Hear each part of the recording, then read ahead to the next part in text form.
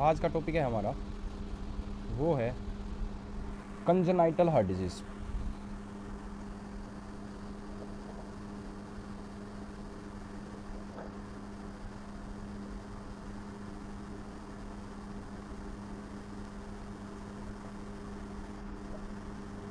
तो congenital heart disease में सबसे पहला तो हम कंजेनाइटल हार्ट डिजीज़ के लिए क्या एक स्कोर यूज़ करते हैं, एक क्राइटेरिया यूज़ करते हैं, नाडास क्राइटेरिया, कि भाई अगर ये क्राइटेरिया फॉलो कर रहा है तो उस पेशेंट में मैक्सिमम चांस है कि क्या है, उसका कंजेनाइटल हार्ट डिजीज़ होने के मैक्सिमम चांस है। तो इस नाडास क्राइटेरिया में क्या है कि एक तो मेजर क्राइटेरिया होना चाहिए और दो या फिर दो माइनर क्राइटेरिया, चाहे तो एक सिर्फ मेजर हो या फिर दो माइनर हो। तो इससे अपन क्या मिल जाता है कि भाई मैक्सिमम चांस हो जाता है उसका क्या हो सकता है, कंजेनाइटल हार्ट प्रॉब्लम हो सकता है कोई ना कोई। तो मेजर क्राइटेरिया में क्या क्या आ सकते हैं बच्चे के, क्या है, कंजस्टिव हार्ट फेलियर है, CHF है, दूसरा साइनोसिस है बच्चे में, तीसरा डायस्टोलिक मर्मर है, डायस्टोल के दौरान मर्मर सुनाई दे रहा मैंने, तो डायस्टोलिक मर्मर है। तो ये हमने नाडास क्राइटेरिया में तीन तो ये हो गए। चौथा हो गया कि हमारा सिस्टोलिक मर्मर है, सिस्टोलिक मर्मर है और किसका है, ग्रेड 3 का। तो ये हो गया हमारे मेजर क्राइटेरिया, इनमें से कोई भी एक है तो नाडास क्राइटेरिया पॉजिटिव है और उसका मैक्सिमम चांस है क्या है भाई, उसका कंजेनाइटल हार्ट डिजीज़ है। अब माइनर क्राइटेरिया क्या क्या हो सकते हैं भाई, सबसे पहला एबनॉर्मल S2 साउंड है, सेकंड एबनॉर्मल ECG है, तीसरा एबनॉर्मल चेस्ट एक्सरे है भाई, चेस्ट का एक्सरे है, चौथा एबनॉर्मल ब्लड प्रेशर है, और एब या फिर ग्रेड 1 और 2 का क्या है, सिस्टोलिक मर्मर। तो अगर माइनर में से दो माइनर प्रेजेंट है तो इसका चांस है मैक्सिमली क्या है उसका कंजेनाइटल हार्ट कोई ना कोई प्रॉब्लम या डिजीज प्रेजेंट है हमारी। तो अब हम देख लेते हैं, पहला एक चीज़ देखेंगे आप, कौन सी शिफ्टिंग पहली देखते हैं, ये पहला देखते हैं आप क्या, राइट टू लेफ्ट शिफ्टिंग या शंटिंग। ब्लड की राइट से लेकर राइट साइड से लेकर लेफ्ट साइड तक की शंटिंग या शिफ्टिंग होगी। मतलब शंटिंग मेन वर्ड अच्छा सा वर्ड है कि भाई शंट हो गया, मतलब इधर से डायरेक्टली ब्लड उसमें चला गया। तो जैसे हमारा ये क्या है, ये हमारा भाई हार्ट है। अब ये हमारा क्या होगा, right atrium, left atrium, right ventricle और लेफ्ट वेंट्रिकल। तो किसी भी कारण ये हमारा राइट से किसी भी कारण ब्लड लेफ्ट साइड में आ गया, ठीक है, कोई भी कारण हो गया कि भाई इससे लेकर इससे आ गया, तो ये क्या होगा भाई, राइट लेफ्ट की शंटिंग। तो हमको पता है कि भाई राइट जो होता है वो डीऑक्सीजनेटेड ब्लड होता है, यहाँ पर क्या होता है, डीऑक्सीजनेटेड होता है, और यहाँ से फिर लंग्स से होता हुआ जब यहाँ पर आता है तो वो कैसा हो जाता है, वो यहाँ पर हो जाता है ऑक्सीजनेटेड, ठीक है। अब यहाँ इस एरिया में क्या है, इस एरिया में हमारा पूरा डीऑक्सीजनेटेड ब्लड है ना, और इस एरिया में हमारा क्या हुआ, ऑक्सीजनेटेड ब्लड है भाई सारा का सारा। तो मगर अब इसकी वजह से कोई शंटिंग की वजह से कहीं पे भी कोई भी जो आप पढ़ेंगे क्या क्या डिजीज़ है उनकी वजह से शंटिंग होगी और ब्लड जो होगा वो राइट साइड से लेफ्ट साइड में क्या होगा, मिक्स कर गया। तो यहाँ पे मिक्स हो गया भाई, आ गया, ठीक है।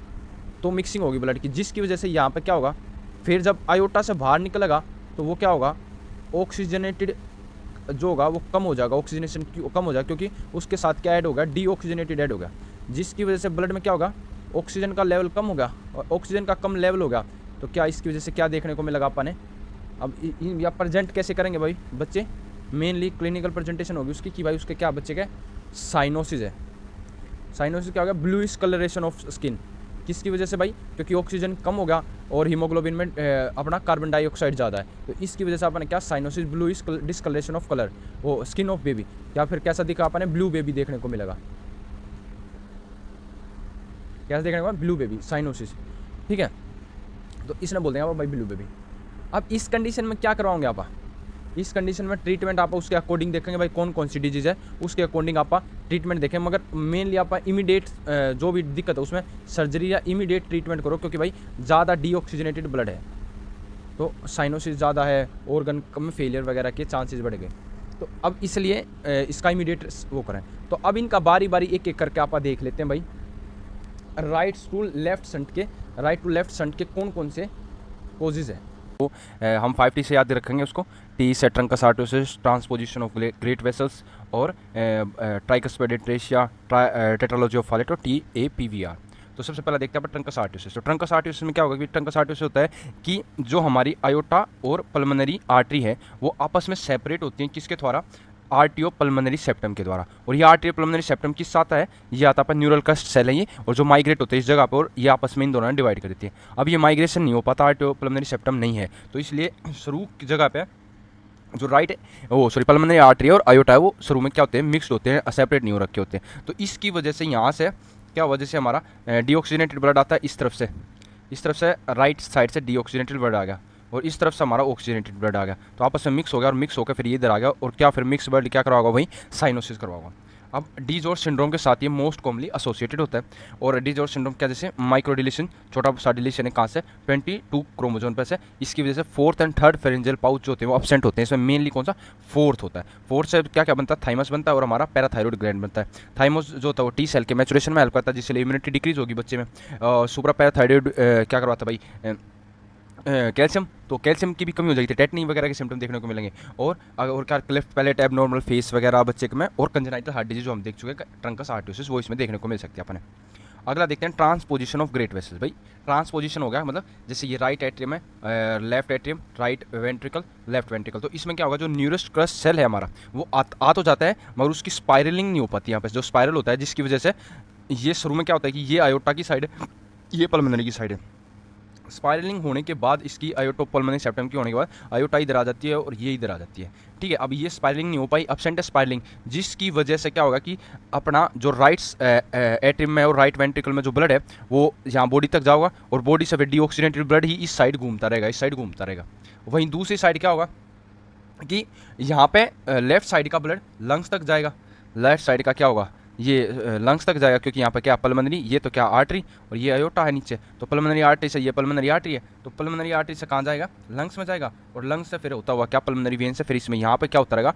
ऑक्सीजनेटेड ब्लड अपना घूमता रहेगा, जिसकी वजह से क्या होगा कि बॉडी में डीऑक्सीजनेटेड ब्लड ही जाएगा, जिससे साइनोसिस होगा, और चांस के सर्वाइवल के चांस कम होते हैं। अब इसमें जो हमारा डक्टस आर्टरियोसिस है, ओपनिंग जो प्रेजेंट बिटवीन अपनी राइट आयोटा और पल्मोनरी आर्टरी के बीच में, तो वो नॉर्मली तक फ्यूज हो जाता, मतलब पेट खत्म हो जाती है। मगर हमने इस कंडीशन में इसको पेटेंट रखना है, खुला हुआ रखना है, ताकि यहाँ से कुछ ऑक्सीजनेटेड ब्लड इसमें मिक्स हो जाए, और थोड़ा बहुत ऑक्सीजन बॉडी को भी मिल जाए।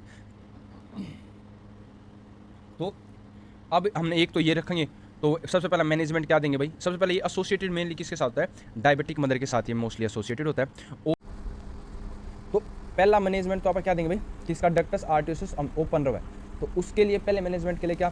डक्टस आर्टरियोसिस ओपन किसकी वजह से होता है? प्रोस्टाग्लैंडिन। तो प्रोस्टाग्लैंडिन ई देंगे, ताकि क्या रहे? पेटेंट रहे क्या? अपना डक्टस आर्टरियोसिस। दूसरा, एमरजेंसी में क्या करेंगे? इसका सेप्टेक्टोमी करेंगे, सेप्टोस्टोमी। ये जो अपने पहले और दूसरे वाला था ना, अपना पहला और दूसरा, उसको आप इमरजेंसी में उसको हटा देंगे। और फिर इमरजेंसी के बाद अब इसका डेफिनेटिव मैनेजमेंट क्या हुआ? परमानेंटली बिल्कुल ठीक कैसे करेंगे इसको करेंगे आर्टरी, अपने जो ये आर्टरीज हैं इनका स्विच करवा देंगे आप। डेफिनेटिव सर्जरी करेंगे आप बाद में। क्या है definitive surgery? Arterial switch operation.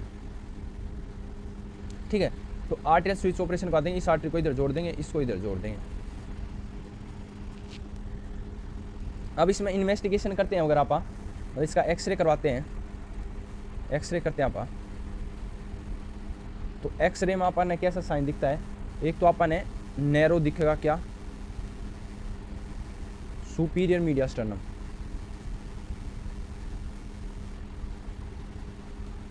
ठीक है, और हार्ट आपने कैसा दिखेगा? और हार्ट आपने कैसा दिखा? एग शेपर्ड, या और क्या बोलते हैं? Egg shape heart. या इसको दूसरा क्या बोलेंगे आप कि egg on a string appearance. एक स्ट्रिंग मतलब एक धागे शेप पे क्या है? एग है, तो एग ऑन स्ट्रिंग अपीयरेंस। ये अपन उसमें साइन देखने को मिलेंगे। तो अब हम देखते हैं कि अगला थर्ड है ट्राइकस्पिड अट्रेशिया।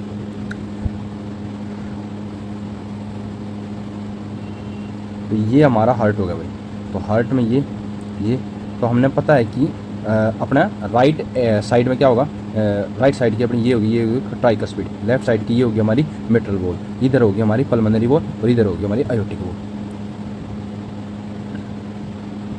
ये होगी पल्मोनरी, आयोटिक वॉल, बाइकस्पिड या मिट्रल वॉल, और अपने राइट साइड में होगी ये होगी हमारी ट्राइकस्पिड वॉल। अब ट्राइकस्पिड वॉल में क्या होगा, ये right atrium, left atrium, right ventricle, left ventricle. तो अब जो ट्राइकस्पिड वॉल है इसका अट्रेशिया हो जाता है यहाँ से, मतलब ओपनिंग खत्म हो जाती है किस किस के बीच में, राइट एट्रियम और राइट वेंट्रिकल के बीच की या जो ओपनिंग है, मतलब ब्लड जो होगा वो राइट एट्रियम से राइट वेंट्रिकल की तरफ नहीं जा पाता, जिसकी वजह से अब क्या होगा, थोड़ा सा मोर्फोलॉजी चेंज हो जाएगी वो अपने हार्ट की। तो हार्ट का जो होगा राइट वेंट्रिकल का क्या होगा, हाइपोप्लेजिया हो जाएगा, क्योंकि वहाँ ब्लड जा ही नहीं रहा है, तो राइट वेंट्रिकल सेल का हाइपोप्लेजिया होगा।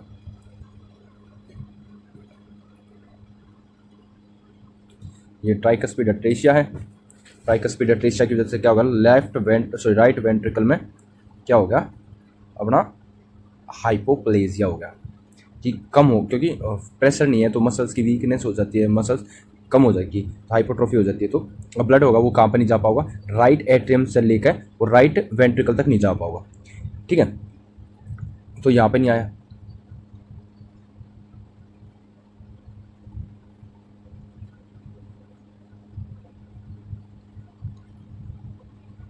तो अब ये जो हमारी ट्राइकस्पिड अट्रेशिया होता है ये मोस्टली एसोसिएटेड होता है किसके साथ, ये मोस्टली एसोसिएटेड होता है हमारा उसके एट्रियल वेंट्रिकल डिफेक्ट के साथ, अपने एट्रियल जो सेप्टल डिफेक्ट है उसके साथ, एएसडी के साथ ये मेनली अपना क्या होता है एसोसिएटेड होता है, ताकि जो ब्लड है कुछ राइट एट्रियम से लेफ्ट एट्रियम पे चला जा और दोबारा वेंट्रिकल सेप्टल वीएसडी और एएसडी के साथ ही मेनली एसोसिएटेड होगा। तो ब्लड जो होगा वो थोड़ा सा घूम के एएसडी वीएसडी के थ्रू राइट वेंट्रिकल में आ जाए, जिसकी वजह से ब्लड जो होगा वो लंग्स तक जा पाए और ऑक्सीजनेशन हो पाए ब्लड का।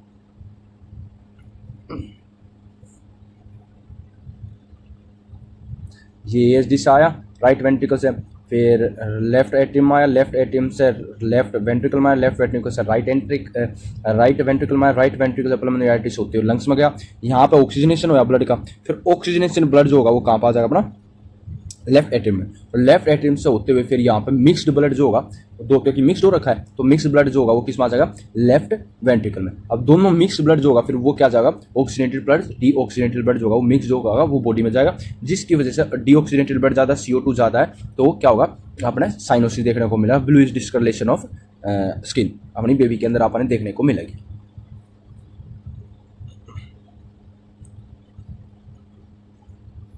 इसकी वजह से साइनोसिस हमने देखने को मिली। तो अब इसका ट्रीटमेंट क्या देंगे हम, इसका ट्रीटमेंट हमने क्या करना भाई, सर्जरी के थ्रू हमने क्या करना पड़ेगा, अपने पहले तो एलोप्रिस्टोडोल दे दो कि मतलब ताकि शुरू के मैनेजमेंट में ताकि डक्टस एट्रेशिया वगैरह क्लोज ना हो, तो आईवी आप प्रोस्टाग्लैंडिन देंगे क्या एलोप्रिस्टोडोल, बाद में फिर क्या डेफिनेटिव मैनेजमेंट क्या है इसका कि भाई आप बाद में फिर सर्जरी कर देंगे इसकी। तो अब है हमारा tetralogy of Fallot. Tetralogy of Fallot में क्या होगा कि भाई 4 डिफेक्ट एक साथ है, तो एक साथ है तो मतलब सबसे पहला आ गया पल्मोनरी स्टेनोसिस, कि सबसे पहला पल्मोनरी स्टेनोसिस होगी, जिसकी वजह से भाई राइट वेंट्रिकल में बहुत ज़्यादा प्रेशर बढ़ेगा, उस पर बहुत ज़्यादा फोर्स लगाना पड़ेगा, तो हाइपरट्रोफी ऑफ राइट वेंट्रिकल हो जाएगा। इसकी वजह से क्या होगा कि तीसरा क्या होगा उसमें वेंट्रिकल सेप्टल डिफेक्ट होगा, वेंट्रिकल सेप्टल। चौथा कि ओवर राइडिंग हो जाएगी, वेंट्रिकल सेप्टल डिफेक्ट तक क्या हो जाएगा अपना आयोटा आ जाएगा।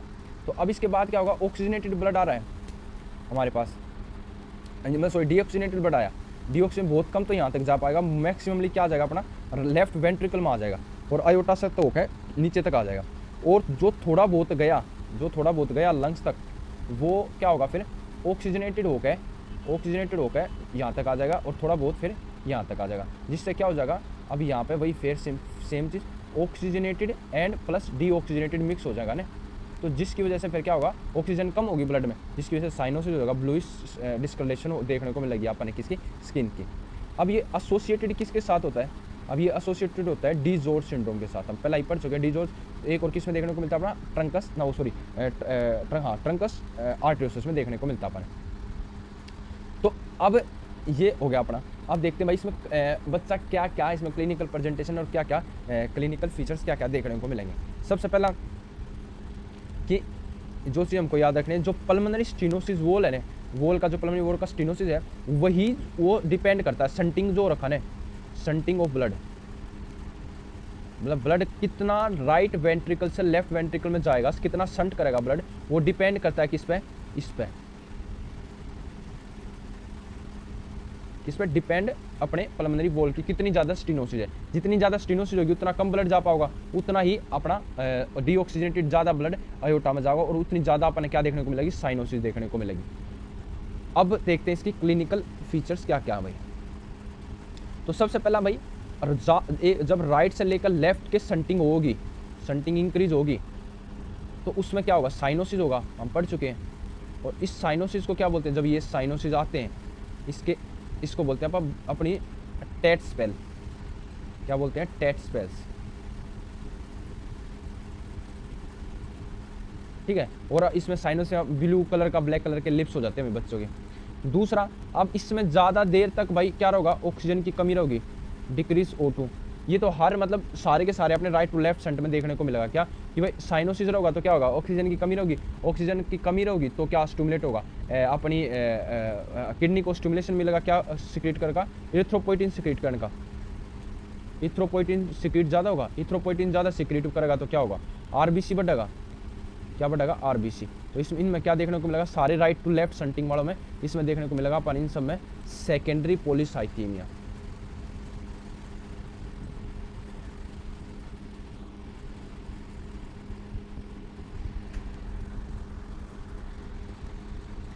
सेकेंडरी पॉलीसाइथेमिया कि मतलब आरबीसी का बढ़ जाएगा।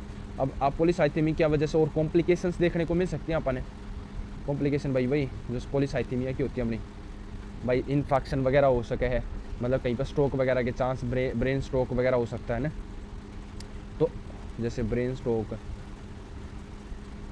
ऐसे मतलब कहीं पर रुकावट पोज कर सकता है, तो ये इसकी कॉम्प्लिकेशंस भी होगी। तो ये हमारे हो गए भाई इसके मतलब वो। तो अब ओन एग्जामिनेशन देखेंगे बच्चे ना अपन, ओन एग्जामिनेशन क्या देखने को मिलेगा। तो एग्जामिनेशन करते हैं बच्चे का, तो सबसे पहला अपन देखने को मिलेगा कि जब बच्चा जो होगा ना, जब उसका क्या होगी, ये टेट स्पेल आ रखी है, साइनोसिस हो रखा है, उसके बाद वो क्या करता है, स्क्वाट करता है, उठक बैठक भाई, उठक बैठक स्क्वाट एपिसोड करेगा, तो क्या होगा, मतलब बैठ जाता है। अब बैठ गया तो हमारा क्या होगा, अब यहाँ से बैठ जाता है बच्चा, तो ये हमारा पेरिफेरल रेजिस्टेंस है,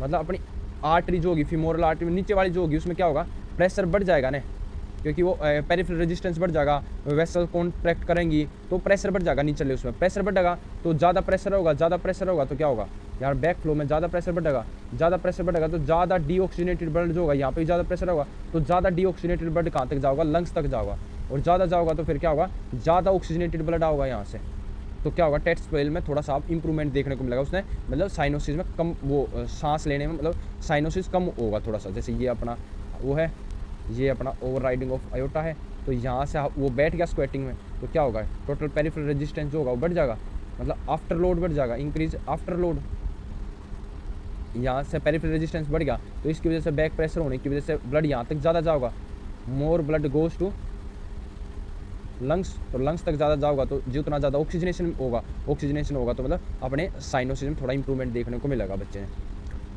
अब दूसरा क्या ऑन एग्जामिनेशन देखने को मिलेगा अपने उसने, हमने देखने को मिलेगा इजेक्शन सिस्टोलिक मर्मर, सिस्टोलिक के दौरान हमने मर्मर सुनाई देगा, एब नॉर्मल हार्ट साउंड मर्मर, तो एब नॉर्मल हार्ट साउंड कब सुनाई देगी, अपने सिस्टोल के दौरान। तीसरा उसके देखने को मिलेगी साइनोसिस अच्छे लंबे समय से है उसके, तो साइनोसिस की वजह से क्या हो जाएगा, क्लबिंग हो जाएगी, जो अपनी पेरिओस्टियल बोन्स होती हैं और सॉफ्ट टिश्यूज़ होते हैं, मतलब अपनी उंगली के, तो वो क्या होगा उसमें क्या हो जाती है, ग्रोथ हो जाती है, ग्रोथ हो जाना उसको क्या बोलते हैं अपन, क्लबिंग बोलते हैं भाई, कि क्लबिंग होगी। और यह मेनली कैसे लॉन्ग स्टैंडिंग डिजीज़ में ही देखने को मिलती है अपन, लंबी जो होती हैं उनमें देखने को मिलती है, ठीक है। अब आ गया उसके बाद, अब हम इसकी साउंड देखेंगे ऑन एग्जामिनेशन, ऑस्कल्टेट करा हमने। चौथा S2 साउंड। S2 साउंड में क्या होता है भाई, A2P2 होती है ना। A2 पहला आती है हमारी A मतलब सेकंड है A, और P। A किसके लिए होती है, A होती है जब हमारा अयोटिक वॉल क्लोज होते हैं, और P साउंड कौन सा पार्ट होता है, जब हमारा पल्मोनरी वॉल क्लोज होते हैं। तो सेकंड हार्ट साउंड में 2 साउंड होंगी, कौन सी, A2 और P2।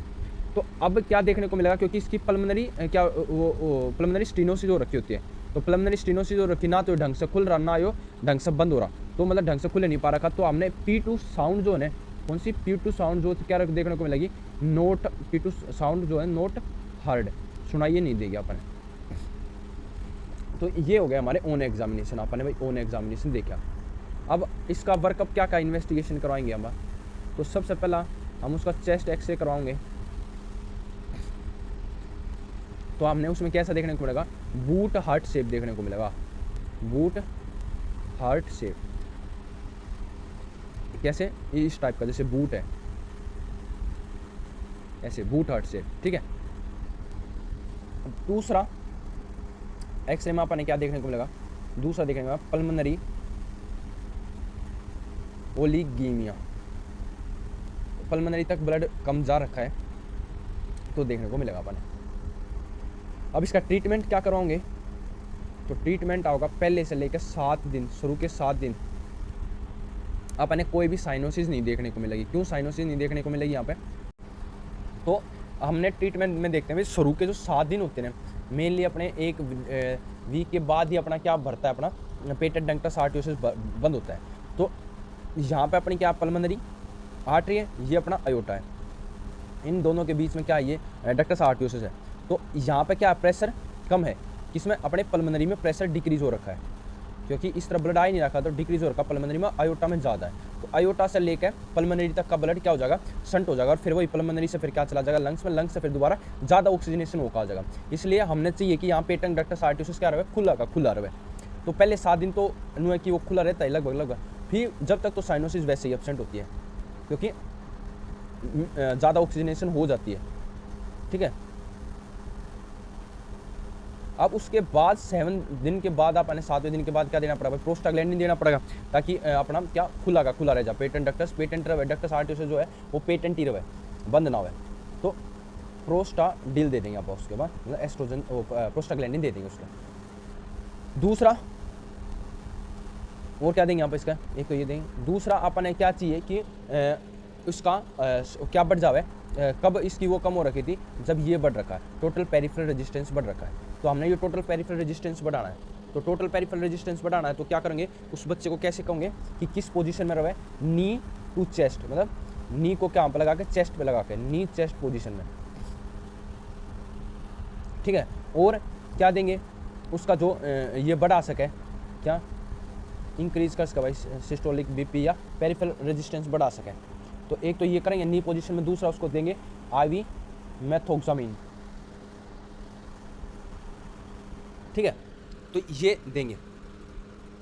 और क्या दे देंगे उसको, IV प्रोपेनोल देंगे भाई, हार्ट रेट थोड़ी सी कम हुआ है और कंजप्शन वगैरह भी ऑक्सीजन का कम हुआ है। और चौथा IV मॉर्फिन भी दे सकें, ताकि ऑक्सीजन का कंजप्शन डिक्रीज हो जाए, ठीक है। क्या करेगा, ये सीडेटिव है, तो डिक्रीज ऑक्सीजन कंजप्शन या रिक्वायरमेंट बोल दें। ये अपना ट्रीटमेंट है।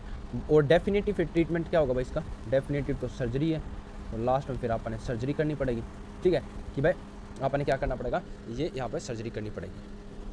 अब लास्ट हमारा 5th right to left shunt का जो प्रॉब्लम है वो है TAPVR। इसकी फुल फॉर्म है टोटल एनोमलस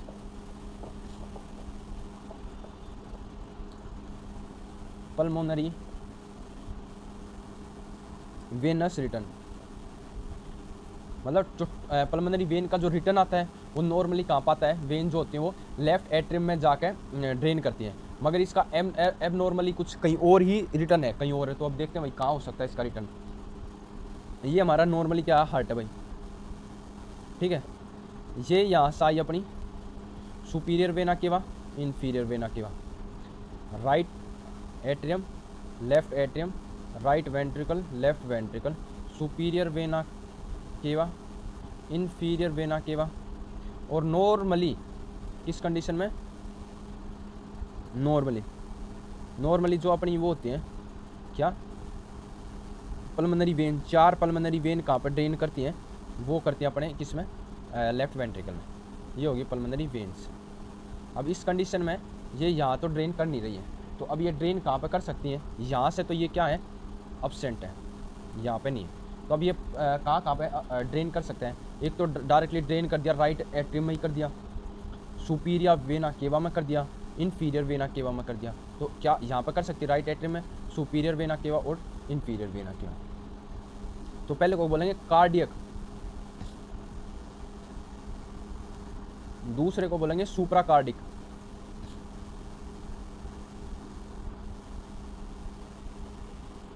और तीसरे को बोलेंगे इंफ्राकार्डिक।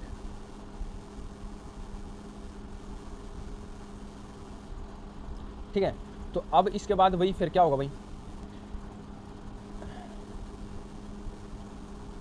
डीऑक्सीजनेटेड ब्लड आता है, डीऑक्सीजनेटेड ब्लड आता है, डीऑक्सीजनेटेड ब्लड आता है, डीऑक्सीजनेटेड ब्लड मिलकर अब ये कहाँ तक जाता है, अपने लंग्स तक जाता है, और लंग्स से होता हुआ फिर क्या हो जाता है, ऑक्सीजनेटेड। अब ऑक्सीजनेटेड ब्लड फिर से कहाँ आ जाता है, इसी में आ जाता है, इसी में आ जाता है। और ये मेनली किसके साथ एसोसिएटेड होता है, ये भी मेनली अपना किसके साथ एसोसिएट होता है, अपने ASD के साथ, एट्रियल सेप्टल डिफेक्ट के साथ। तो अब इससे क्या होगा फिर, ऑक्सीजनेटेड भी और डीऑक्सीजनेटेड भी, दोनों के दोनों क्या हो गए, यहाँ से ASD से दोनों यहाँ आ जाएंगे, और दोनों फिर आयोटा होते हुए शरीर में चले जाएंगे भाई, ब्लड में चले जाएंगे, है ना।